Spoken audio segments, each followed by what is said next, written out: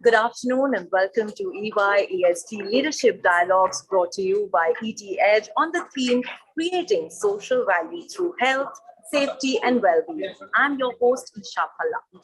As businesses navigate changes brought in by globalization, by technology, and by society and consumer behavior, companies need to embrace ESG as a strategic business imperative to drive long-term value.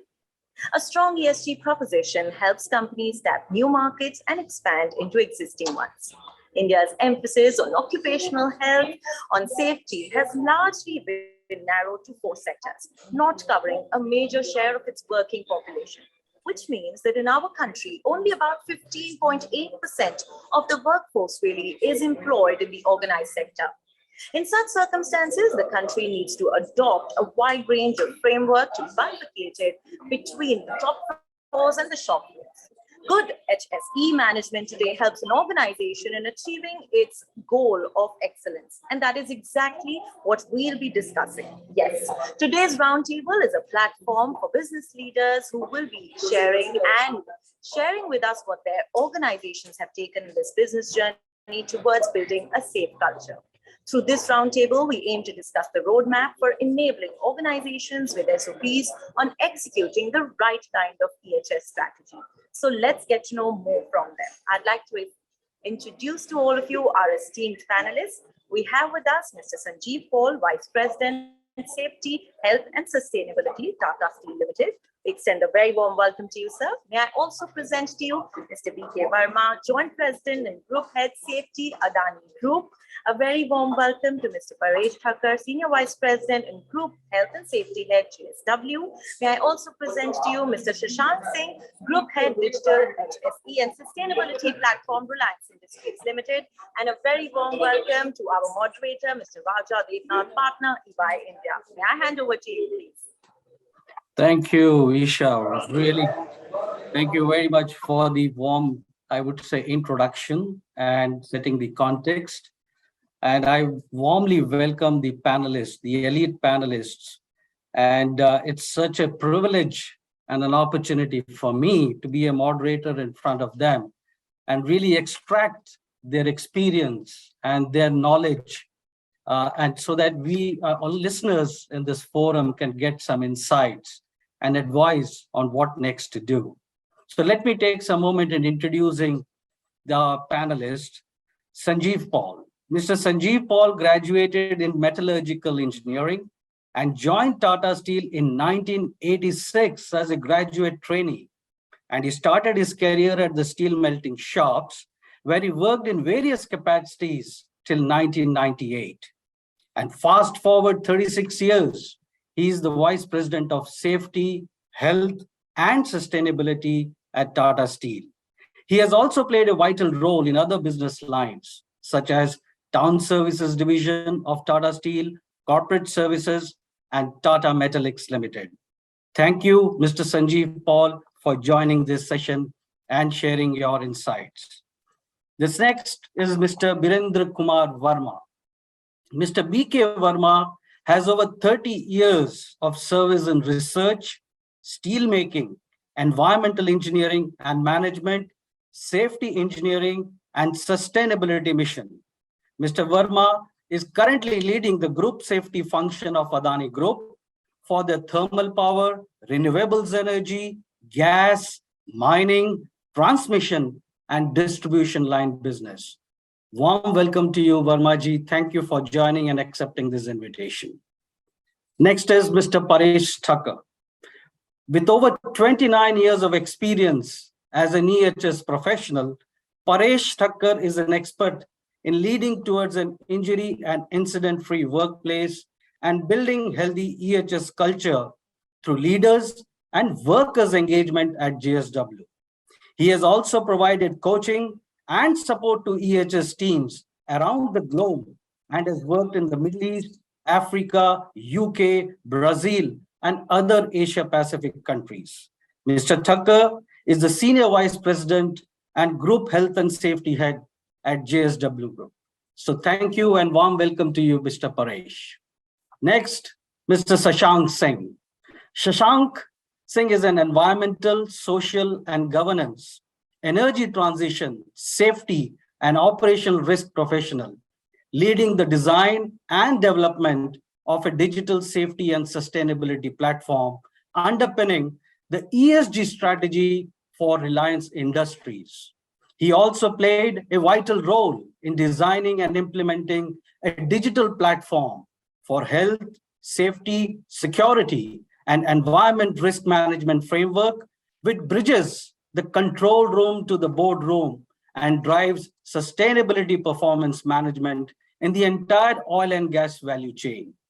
He is the group head, digital HSE and sustainability platform at Reliance Industries Limited. So Mr. Shashank, thank you very much and warm welcome to this session.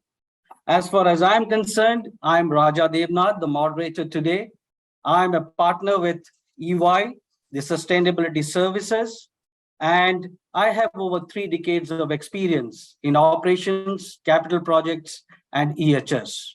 I'm really pleased to have this panel with me. And there'll be a lot of overall, if you see, we have more than 150 years of collective wisdom in this panel today. So there'll be a lot of insights and good discussions, I'm sure, for everyone out here. Now, let me set some context. The central question behind the social aspect in ESG is, how can an organization manage its relationship with its workforce, communities in which it operates, and the geopolitical environment? So today's discussion, themed around creating social value through health, safety, and well-being, will feature our experts who come from different sectors and will extract their experience and wisdom on how they individually and as a collective organization have really built value for the society at large. So let me start. The first is people. Now, people are the most important link in the entire social value chain. It's all about lives and livelihoods.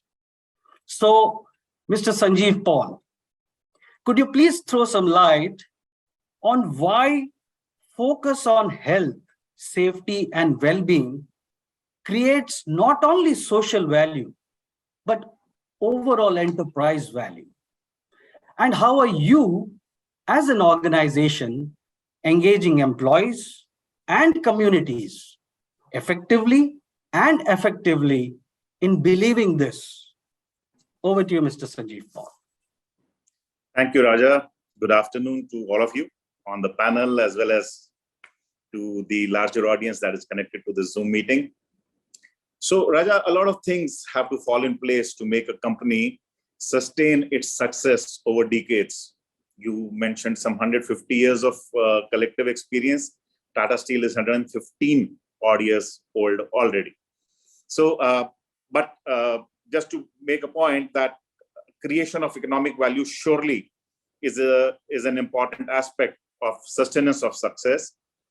But the group Tata and Tata Steel in particular as its flagship believes that creation of social value is perhaps more important. It is our founder, J.N. Tata, who believed that society is not just another stakeholder in the business, but in fact the very purpose of its existence. And leader after leader, and fortunately for Group Tata, there have been just 5 or 6 chairmen since Mr. J.N. Tata the last 150 years. And that dictum, that ethos of the society being an important aspect of the business has maintained and has only been strengthened over a period of time. But today, since we'll be speaking only of one stakeholder of society, which is our employees, direct or indirect, and not just society at large, and Tata Steel is big on CSR, we won't be discussing that today. On health, safety, and welfare of our colleagues, direct and indirect employees, we do believe that it is the sure foundation of our success. Right from the early time of Tata Steel, we have brought in some path-breaking policies, which became law much later. You know, the 8-hour work, the 8-hour working time, free medical. These are things which were introduced in 1912. free medical aid, welfare department in the company. Provident fund was introduced in 1920. Maternity benefits in 1928. Profit sharing bonus in 1934. All of these things became law much later, after independence actually. So we have continued to be a pioneer in promoting people-centric policies because we seriously believe that it makes a lot of business sense. We are the best amongst India's best workplaces to work in manufacturing for 5 consecutive years now. Employees, we have 4th or 5th generation employees working with us. There cannot be a greater testimony to the people-centric policies that we have had. And we believe that all of this actually adds to our economic value. You mentioned social value. I'm saying it adds to our enterprise value. We are the flagship company of Group Tata today, amongst the highest revenue earners, amongst the highest profits, amongst the highest value added, amongst the top 10 global steel companies in the world.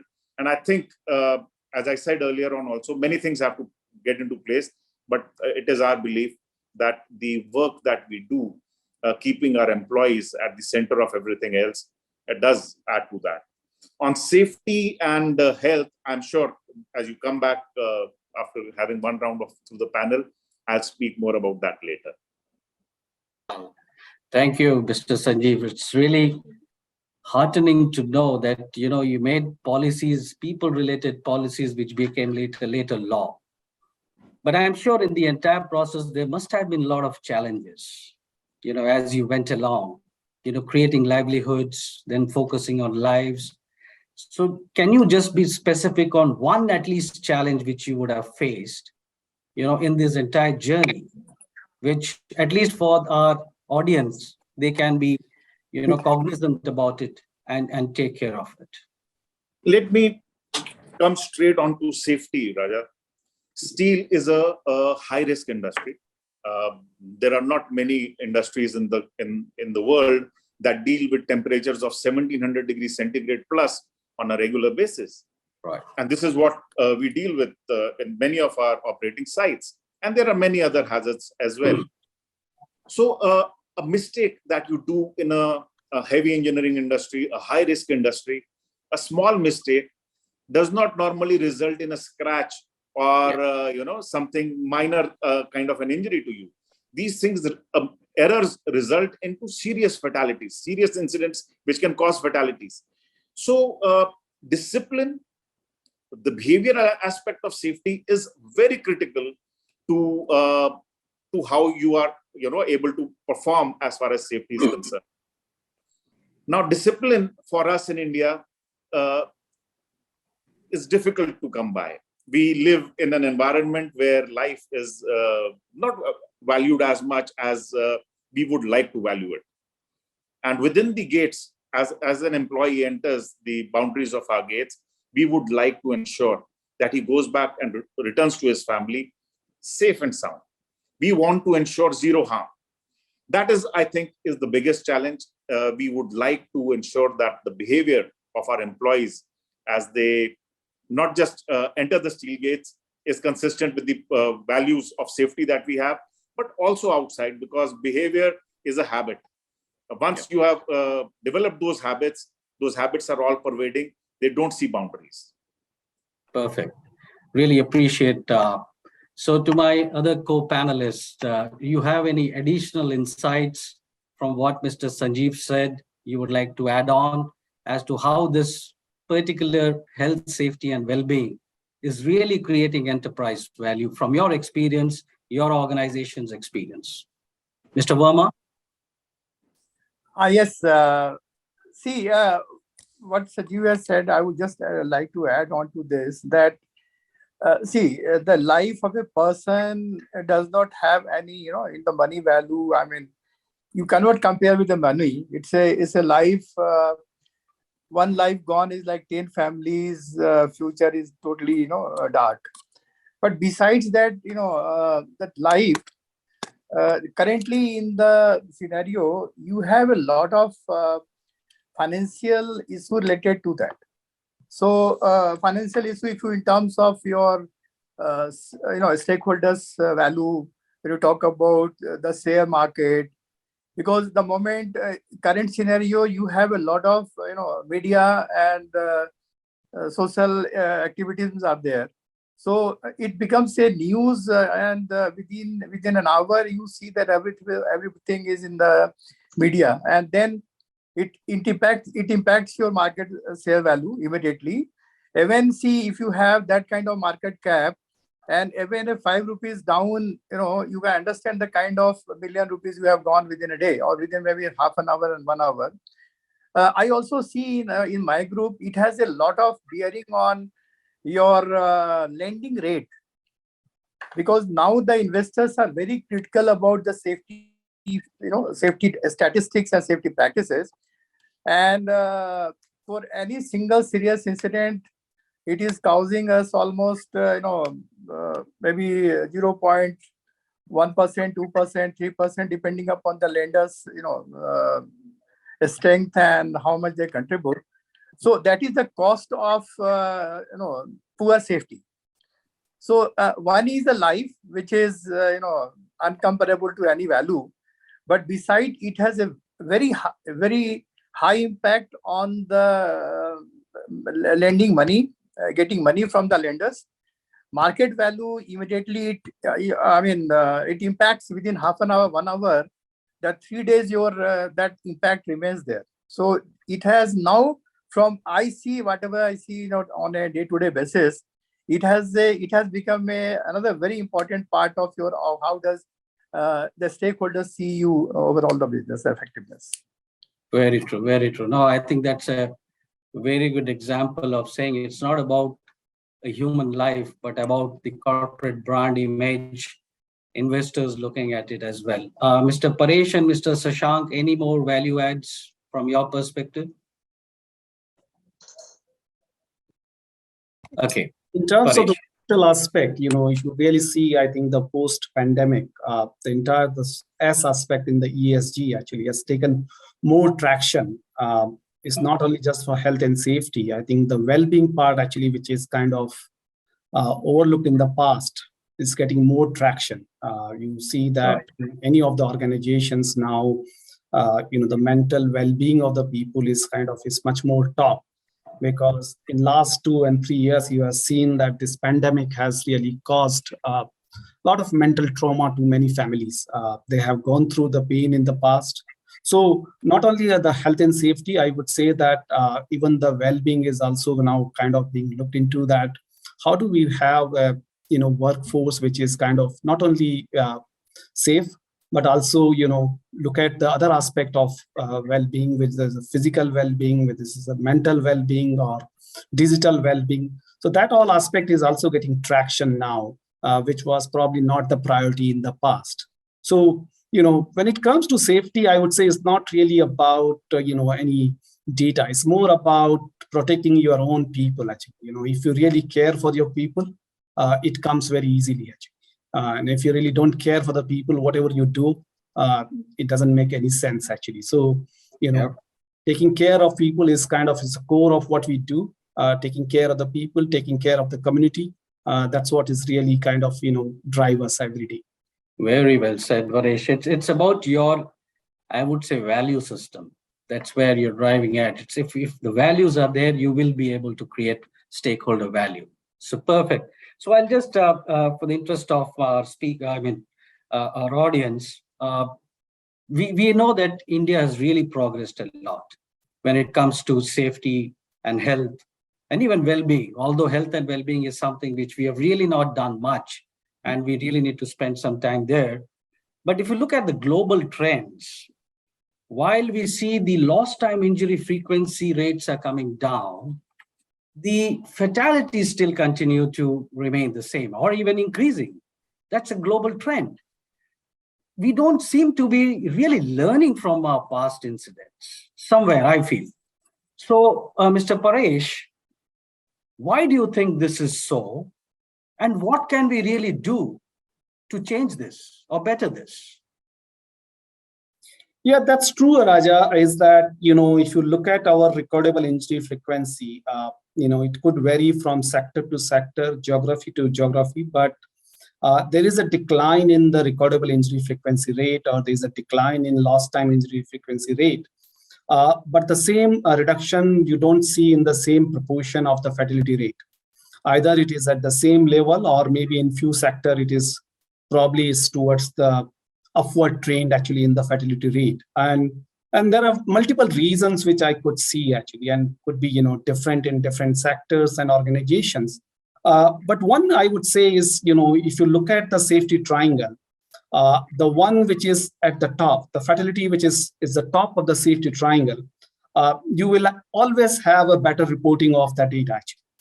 The lower you are in the safety triangle, the chances of you may have a poor reporting of such minor incidents.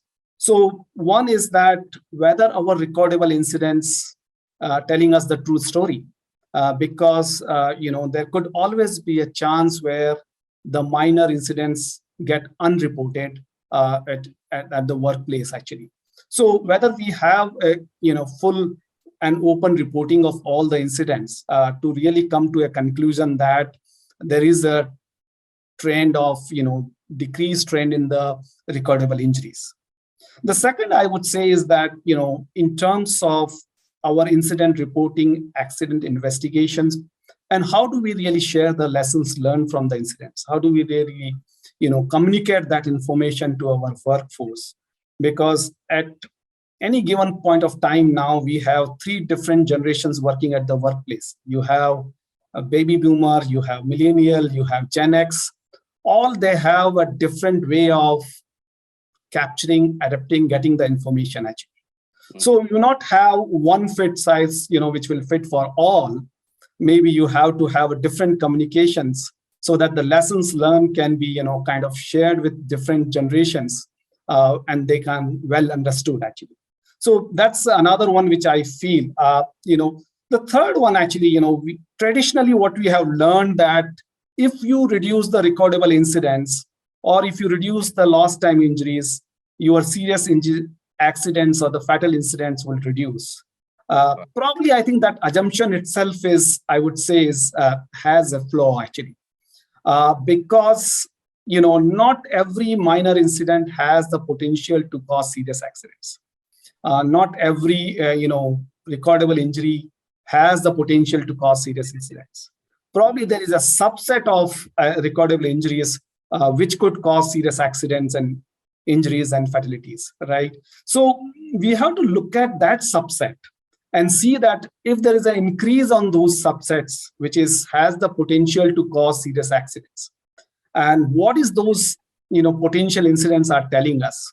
Is there an increase or decrease in that rate? And then only we can come to a conclusion that the pyramid at the lower level, there is a decrease or increase.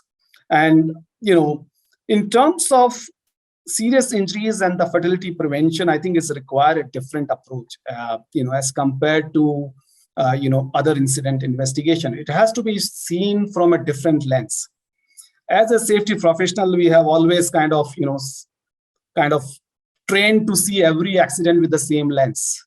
But, when it comes to those SIF potential incidents, it requires a different approach. It requires a different lens to see, to prevent the serious accidents, because there could be many precursors before a serious accident happens. There could be many precursors before a major accident occur at the workplace, which are not normally captured through the recordable injuries or lost time injuries. Right? So as Sanjeev mentioned, like the steel industry, right? If one minor kind of mistake here and there could lead to a serious accidents, and not necessary that those are captured through your, reporting mechanism, right? So that is the one reason that you see that all of a sudden you get information that, oh, there is a serious accident. A particular location, they had 0 LTI for 3 years, and all of a sudden you have a serious accidents, right? So we have to look at the precursor, for such things. A precursor is basically unmitigated high-risk situations, which is not addressed at the workplace. we have to look at that, to prevent the serious accidents. Because serious accidents will happen if those, precursors are not addressed at the workplace. So these are the reasons which I feel, and of course, the last but not the least is about the human part of it. Actually, we all human beings, we all work at the workplace. Humans are integral part of any operations, right? Machines are, you could say, they are accurate, they are fast, but they are dumb, right? Human beings could be, they could be sloppy, they could be, but they are brilliant. So there's always a chance of a human error at the workplace. And how do we really design a workplace which could reduce the human error at the workplace? And even if there is a human error, there have to be a defenses in place which could mitigate the damage at the workplace. These are the few things which I would say that could be the reason where you see that decrease in the recordable injuries, but not the decrease in the fatality rates. Right? Excellent. No, Paresh, I really appreciate what you said. There's a couple of things to summarize. One is the serious injury and fatality potentials. Look at that. One is how do we really share the learning, because we have different generations, the different. And third is people behavior. So to Mr. Sashank, based on what Mr. Paresh said, now Reliance has done a lot of good work in all of these. Could you share some learning if we have to reduce or focus just on those, precursors like which Mr. Paresh said? What exactly have you been doing on the learning part or on, making sure that the serious and fatality incidents are really reduced?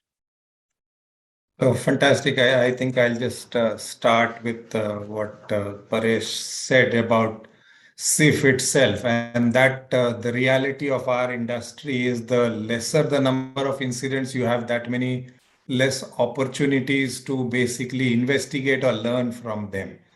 So one of the things which got accelerated in the last 2 years itself, if you really look at it, when we had already started on our digitization journey itself. But the moment you had to operate with a limited number of people, with almost an islanding mode at each site, you had your audit processes, which still got, I would say, lesser and lesser. So with the oversight, how do you really identify and still continue to operate as in a steady state world itself?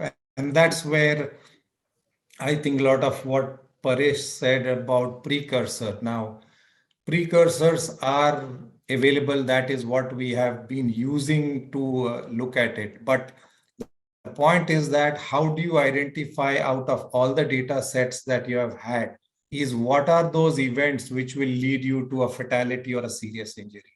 Mm-hmm. And that typically what we learned is not humanly possible. So one, bad behavior, how do you link it to a fatality? So somebody even say not being tied off, we're working at height. Not all of those bad behaviors look at that. So how do we really detect it? And that's where the digitization or detecting it early came into it itself. First was how do you even identify the precursors for relevant for our industry? The study which has been done by Campbell Institute tells you a typical precursors, but how do I identify the precursors which is for us? So we almost shift through last 10 year plus of data as to what has led. And that is, you cannot do it through, that is where we use big data analytics to identify those events. And then now is relating it on a day-to-day basis. If we had those events, those are the ones which people watch out for, is there. And sadly, the reality in our industry is when we talk about safety statistics, that is a human being itself. So even more the zeal to put it up. And that's where with so much of data available, video feed available, we have that many more opportunities to really correlate these. So you could have even for a process safety incident, you could have a defective or a bad quality gasket coming into the system, but that will result to a leak or a fire would be more of data analytics that will really get you to identify it much, much earlier itself. Relating an event to a potential risk. So that's how we are dealing with it on a day-to-day No, basis. And the thanks, last Sashank. part of it, Yeah. last part is that we churn out documents about learning from incidents. But what we focus on is how do you operationalize those documents in the field. And that is where is the last part of connecting the last part through the dot. So we as sitting in a conference room have fantastic ideas, but how do you operationalize it that it reaches the last person in our field, or the last link, I would say. So Very good point. Sashank, I'll come back to all of these later because I just want to hold on to that idea of last mile. And that's where my the next context is, because most of our last mile is outsourced. If you really see, the last mile is generally the outsourced contractor. So outsourcing is one of the most significant and enduring organizational change initiatives of this modern era. However, it introduces safety risks to the organization. And a study somewhere I was seeing showed that the safety risk factors associated with outsourcing were attributed either to economic and reward pressures, or it was some kind of disorganization. When I mean economic and reward pressures, it's like characterized by job insecurity. Maybe my job will go away, somebody will be doing it, working at pace, time pressure. And when I mean by disorganization, it's about limited training, competency, capabilities, lack of supervision, communication, many things. So my next question is to Mr. B.K. Verma, based on his tremendous experience and Adani being a fast-growing organization. Mr. Verma, how do you, as a parent organization, really manage these issues, challenges? I look at these as opportunities rather, in managing safety of outsourced partners and contractors. Over to you, Mr. Paul. See, outsourcing is now the need of the business. They are the integral part of overall business scenario, and no one can ignore their important part of how do everyone does the business. Of course, it is an opportunity, it is a challenge for everyone in the business context. We are also having those opportunity, or you say challenges, on a day-to-day basis.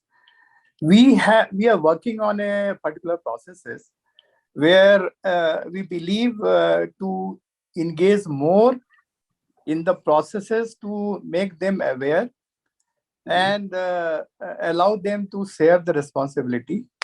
When we talk about the engagement processes, it basically when you go to the basics of the processes, how do the contractors are aware about your requirement? Generally, what is happening is that the people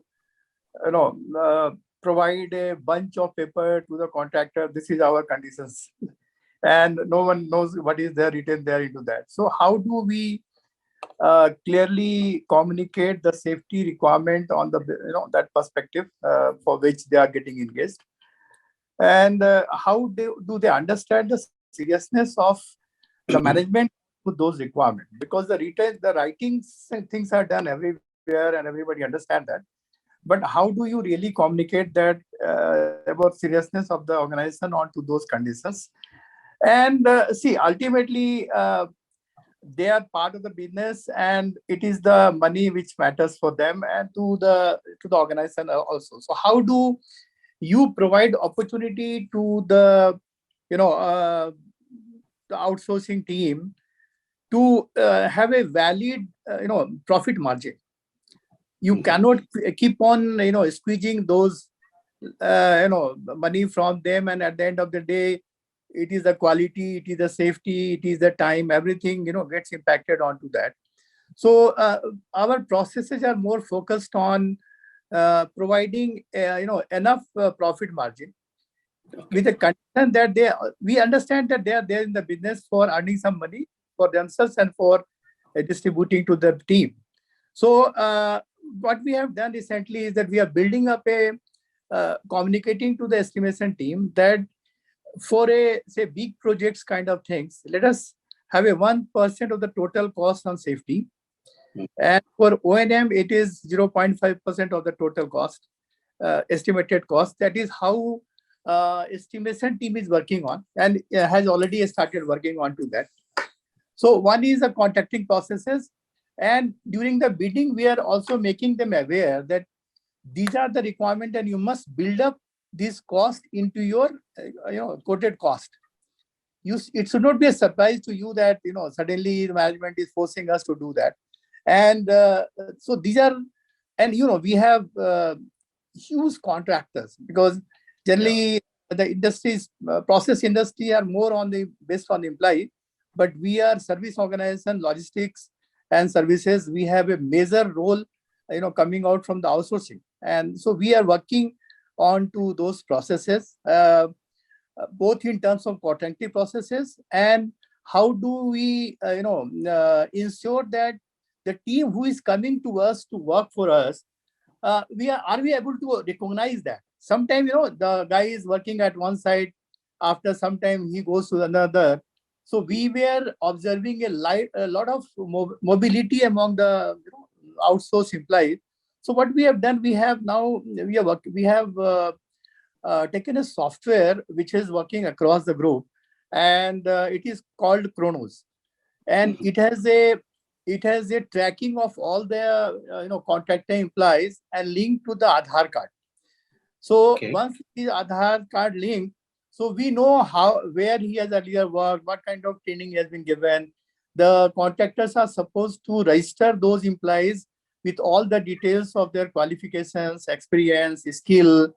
So we have entire organizations have a total view of those, inventory of the people, their skill. So that takes care of major part of not knowing the mobile, high mobile employees. That is one. Second thing is about how do we train, on the other part. So we have those audio, video, and those online LMS systems, which is very normal kind of things. But now we are also trying to many sectors, like we are in transmission, high voltage transmission, high voltage and all. So we are using that, VR mode of training them at the site because many of the team comes from the villages. So they may not particularly at the transmission line when you are in the sea. Recently I was in Bombay when we are putting our transmission line into sea. You do not have that kind of training hall. So you need to use those latest technology to work upon. We also believe that we should also provide, currently we are doing that, rewards and recognitions. So you keep on motivated them. Particularly about the contractors, workers, we are using that, hearts and mind tools. Which is very typical kind of processes, but we are seeing a lot of changes coming out from there. Selecting some of the guys who are hard believer on this, maybe it is 1 or 2% or maybe 3%, making them hero, bringing them as a change agent, involving more into that, providing training to them, and then they are taking the lead. We are recognizing them. So that processes is particularly at port and certain sectors, because we are the largest port operator in India. We have now 13, 14 sites across, and that is really helping and changing the entire scenario there. So I think overall that's how we feel that we are able to take them onto the board. Good. No, thank you, Mr. Verma. I think there's too much to learn from that. So I'll just get on Mr. Sanjeev Paul, because Jamshedpur has been, transforming. Every year I go to Jamshedpur, I see something different. And I see what was inside the plant, I see outside the plant now. So, good things. So, Mr. Sanjiv, whatever Mr. B.K. Verma said, from a contractors, because at one point in time, Jamshedpur had 17,000, and I guess now it is 30,000 contract employees. Really, it's a big challenge for an organization. What have you got to add or tell to our listeners, what really has made the difference? Raja, actually plenty, but let me first of all clarify that because of the modernization of this 115-year-old or young plant, we have automated, mechanized. The number of contract labor, the number of direct as well as indirect labor has actually come down, and production has actually gone up. So, but I quite take what Birendra said, there will be outsourcing. Outsourcing is going to always be part of business, because you want to concentrate on activities which are core to your business. Activities which are not core to your business, you would want to outsource it to people to whom those activities are core. And you want the best. When you are looking to become a global player, you want to be the best in everything, then you want the best to be actually doing those jobs. But as far as safety is concerned, you want to treat them as the same way as you treat your direct employees. Right. Because otherwise their loyalty will be suspect, their engagement will be suspect. And if engagement is suspect, you can be sure that there will be unsafe behavior. Sure. So all that is surely necessary. And, I forget the question you asked, Raja. No, that's okay. I mean, the question was because Tatas have really done a lot. One is both on the livelihood side, but also on the life side. So contractors, at one point in time, I remember it was more than 17,000 at Jamshedpur. Now you say it's more automation. So that's lovely. But how do we really get engaged them? Coming back to that same question now, I have, when we started this, when we look at safety management system, safety management system was always looked from a safety professional's lenses. You have heaps of procedures, SOPs, and the last mile, which Sashank said, always felt that it is enforced upon him or her. So how do we really make it more, I would say, owned by the last mile? So coming back to Sashank, I have a question for you.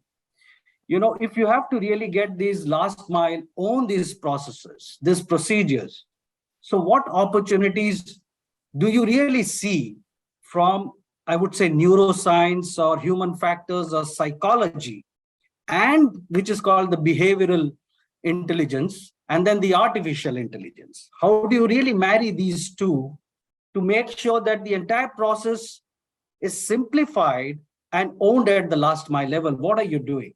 Can you share some insights? Okay, a couple of these points, and I'll just continue from what Mr. Birendra was talking about, the engagement with the contractors, because that is also one of the last mile that we have in a big chunk. So number one is the engagement of the contractor leadership along with the contractor workers. A lot of the time we have the contractor leadership only during the contract signing, but after that they are not available on the ground, on the field, communicating or even analyzing and talking to their own people. So that is the step number one that we have done. Number two is lot of what you talk about, how do we reach the last mile, is about providing them decision support.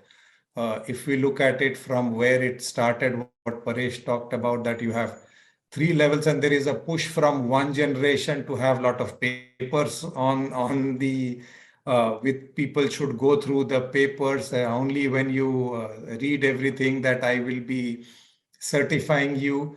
So a lot of the ones who are at the asset phase today are used to having information with them on the go. So you have a mobile phone when you are outside work, and when you are at work, you have to go through paper. And that's what Mr. Sanjiv was talking about earlier, that you cannot have something off work different and at work. So if something is available off work, why should it not be? So that is providing something, we call it at the asset phase as a decision support. So if they are going to do a work, the toolbox stock is digitally available. You have a micro learning program which they see it right before the work. So a learning from incident which Paresh talked about is available when they make the permit. So that is the power of digitization, that it pulls out all similar incidents and warns them when they are making the permit and putting the controls there itself. And since you talked about the human factors, and one of the things we talk about human factors, we only look at the blame. But if we step back, what is the I would not say it is the latest development, is the error traps that we create. Either it could be because of the organization, or because of the procedures that we put in place, or because of the group of people who are working together. So addressing those error traps proactively.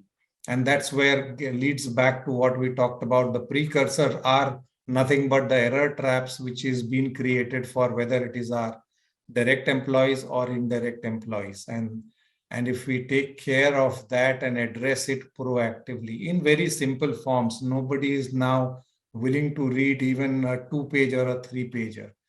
Point, if you take a step, it is available to you. Even we are not something right now, but you could even do it like you could do it with an Alexa or a Siri or something like that. If they have a query, they should be able to give it. Even at the panel, what are if there is a parameter which is exceeding or deviating, what are the HSE consequences of that is available to them on the screen. And that is the power of decision support for the last mile. So we have to enable them into it. So we would have a different mindset, having grown up in a different generation, but they want it all available, cooked up through a Google, available to them when they need it, not prepare before. So that is this. So providing them with the knowledge, information at the point of use, we would say, is the differentiator, if you had to put it in a way. Great. Now, perfect. Paresh, anything you want to add from JSW perspective on this human psychology and digitization for the new gen?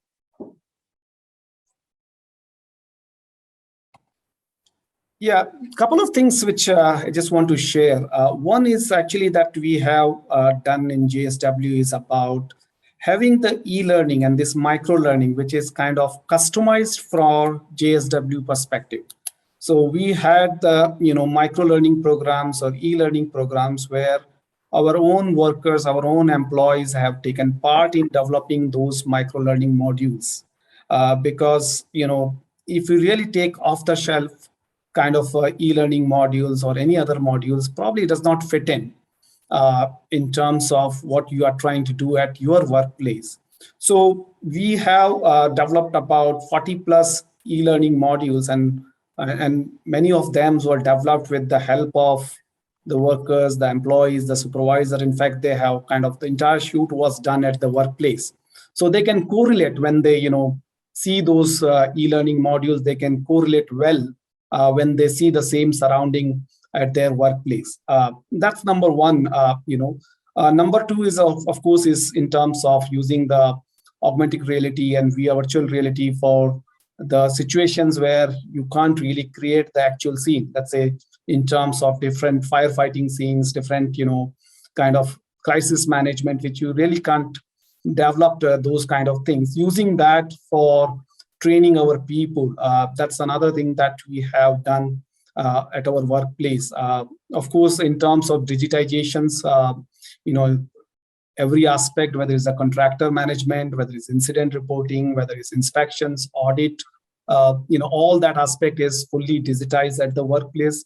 When we started this digital journey, we also looking in terms of what kind of intervention that we can do to prevent the man and machine interface. So that was the key focus. Can we do kind of, find some digital solutions so that we can avoid the, kind of interaction between man and machineries.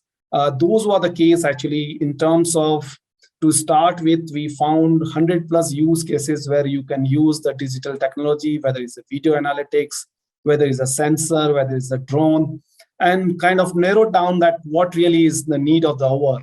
What is that can reduce the high risk first, and looking at those digital solutions to prevent the accidents at the workplace.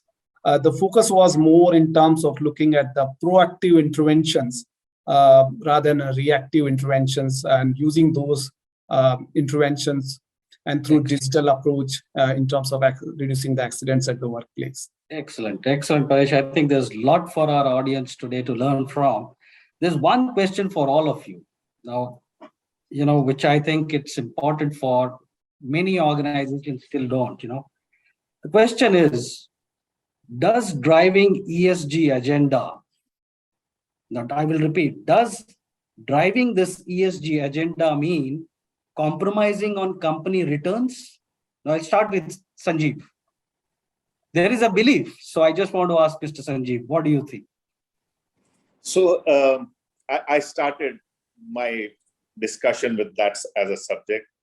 In Group Tata, we have always believed that you give back to society many times over what you earn from it. Those were simpler times when we began the group. Society was one of the important stakeholders apart from shareholders. But as we got to understand the importance of what we are doing to the planet, environment came in, and our aspect of responsibility moved from people to profit to planet as well.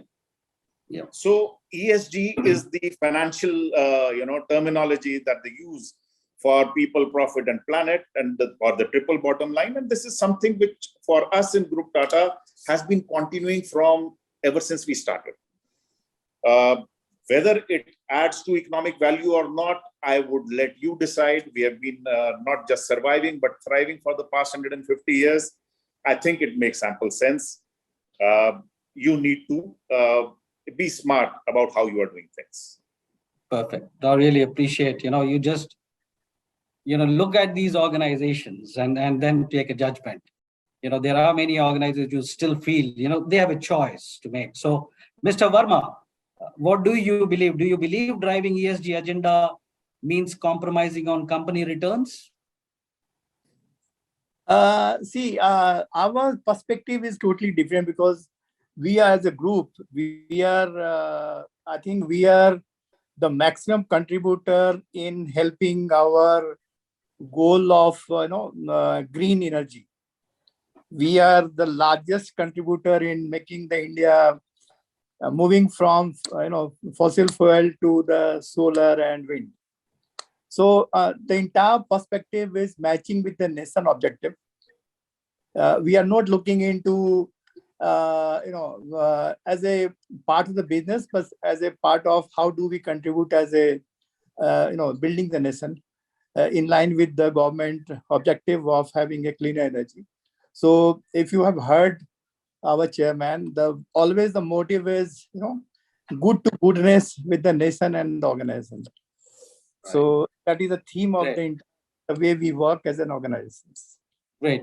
I'm cognizant of the time. So last question to all four of you is, based on your years of experience and based on the global trends, now if you have to give top three points of guidance on advice to budding ESG professionals and leaders in this to create enterprise value out of health, safety, well-being, what would they be? Let me start with Mr. Paresh, then Mr. Sashank, then Mr. Verma, and then Mr. Sanjiv. Please, what would be your top three guidance points or advice? Yeah, it's very difficult to choose three, but let me try. I think the first one is, of course, is the integrity. Whether it's a safety or environment, any function, be it actually. I think the integrity is the main, which I would say, doing the things when somebody is not even watching you, doing the right things at all the time. That's one I would say for anyone actually is in the health and safety professional. The second one is, I would say, is about being passionate. If you're not really passionate about protecting people from injuries, if you're not passionate about protecting people from accidents, then this is not the function for you actually. This particular function requires passionate people, because many times you will not have pat on your back actually, because many you will have a situation where the outcome will not be a tangible outcome. So you have to have a self-motivating to keep going actually in this field. That could happen only when you are self-motivated and passionate about the job. And the third one is, I would say, is about understand your business. Understand different management styles to kind of convince people to drive your agenda, to drive your point. Understand if your business well, it becomes much easier for you. Thanks, Paresh.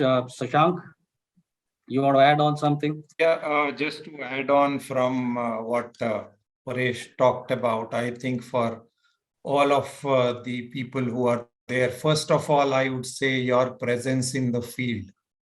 Don't sit in a conference room and preach. Go meet people, understand your process, what they do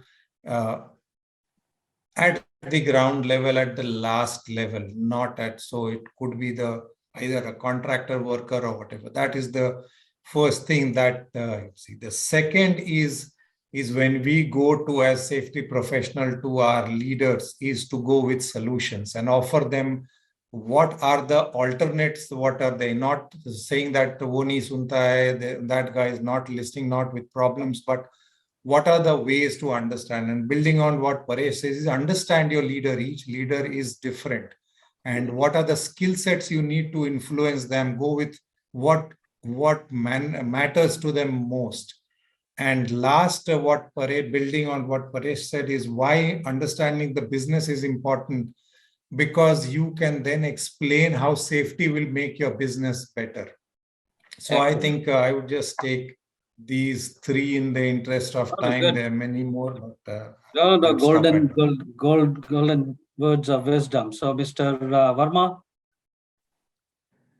See, the first thing is that, we do not consider it as a profession. It is basically a missionaries, I always say these are the evangelists.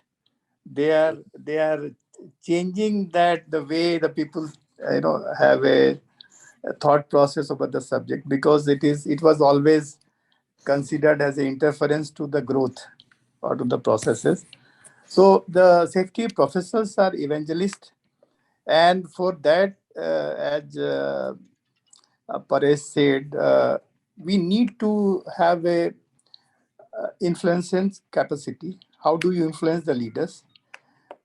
Second is you should have a skill to integrate your agenda with the business perspective. How do you add value?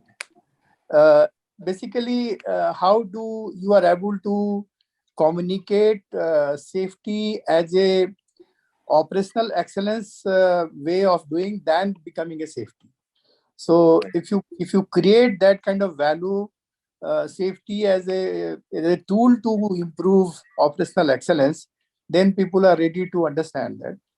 The third is becoming more technological savvy persons, understand and know the technology, which help you to eliminate that kind of risk. And the management is now ready to spend money on to those kind of processes which will eliminate human intervention into that and also eliminate those kind of risks. Thanks. Thank you, Verma. Sanjiv, closing comments. Yeah, very quickly. I think everybody is exhausted, whatever I would have liked to say, but amazing points that have been made. Let me not repeat them. I agree with everything that Paresh said and Shashank said or Birendra said. Just let me add 2 or 3 more points. Whilst we talk about the last mile, safety, let us not kid ourselves, is a top-down game. We are a hierarchical society. Everybody watches you as the leader. And if you are not talking your walk or not walking your talk, if your body language is not in sync with your mind, people watch, people know, people understand. And they behave accordingly. Second, safety is a value. So make sure that you use digital technology any which way to understand where it is being violated. Because the surety of punishment is a bigger deterrent than the severity of punishment itself. That's why you have lesser crime in places like Dubai, in Singapore, and such places. because there is surety of punishment. Right. Thirdly, we talk about consequence management when there is an absence of safety. Mhm. But we do not talk about reward and recognition when there is presence of safety. We need to celebrate the presence of safety. That requires a lot of rigor. That requires a lot of engagement from the top leadership. And once that begins to happen, the safety performance of the organization improves. I'll leave you there. No, perfect. No, I think this has been an excellent discussion and a panel with the elite panel, a lot of wisdoms. And I would just conclude with 2-3 things. One, this is a journey. We all agree. 2, this will create value if you have values. So, it has to be your core value to create enterprise value. And the third, don't complicate. Keep it simple so that the generation can really work as decision, as parts of decision. With that, I really once again thank you all, and I hand it over to our MC Isha. Over to you. Thank you so very much, Mr. Raja Debnath. I think nobody could have really put it together and summarized it as well as you did, and so very well mentioned by you right there. Keep it simple. This is an ongoing journey, and it really will go forward with all those pointers mentioned by our very, very esteemed panelists right here. Thank you so very much for being such a spectacular part of the 5th roundtable of the EY ESG Leadership Dialogues. And you mentioned so many points out there that you have to make sure that you can make your leadership understand how important safety today is. Make sure that you understand the process, go on the ground level, talk to your team, get to know what their issues are, provide solutions and not really have a blame game there. And whatever you do it with a lot of passion, with a lot of integrity. You all really did reiterate the fact on how driving continuous environmental, health and safety performance has really become the need of the hour. It has been such a pleasure to listen in, because the zero harm vision in the ESG model can be achieved, and your words only assure us of that. So once again, a big thank you for being a part of the 5th roundtable of the EY ESG Leadership Dialogues, brought to you by ETH. Thank you for joining us.